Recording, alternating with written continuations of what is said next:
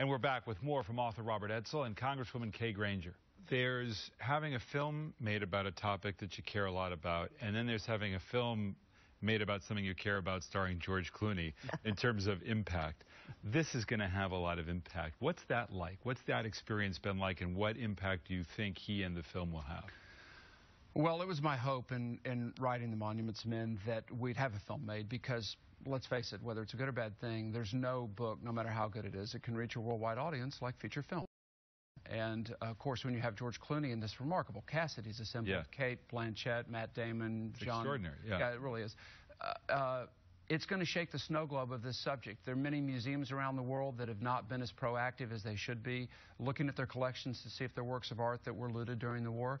The same is true with private collectors. There are issues, legal issues in Europe where there's statute of limitations that allow people that after 30 years to buy a work of art that was stolen and have ownership. In this country, our rules are once stolen, always stolen, so no passage of time changes that.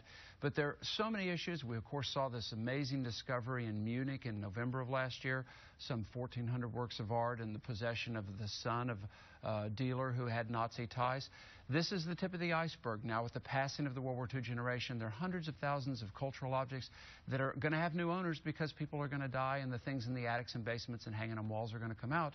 The Monuments Men Foundation, in cooperation with George Clooney and Sony, the studio that's produced the film, has created a toll-free number, 1-866-World War II Art, WWII Art, to encourage people that may have something a veteran brought home as a souvenir to contact us. We don't charge anybody anything for this, and we want to illuminate the path home for these things and complete the mission of the Monuments Men. And you'd like to have Congress and have the president really recognize their legacy as well. Absolutely. The work they did and what it means to generations afterwards.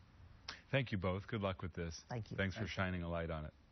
That's all for our conversation today, but you can follow it all week long at MeetThePress.NBC.com. We'll be back next week. Now, stay tuned for President Obama's weekly address right after this short break.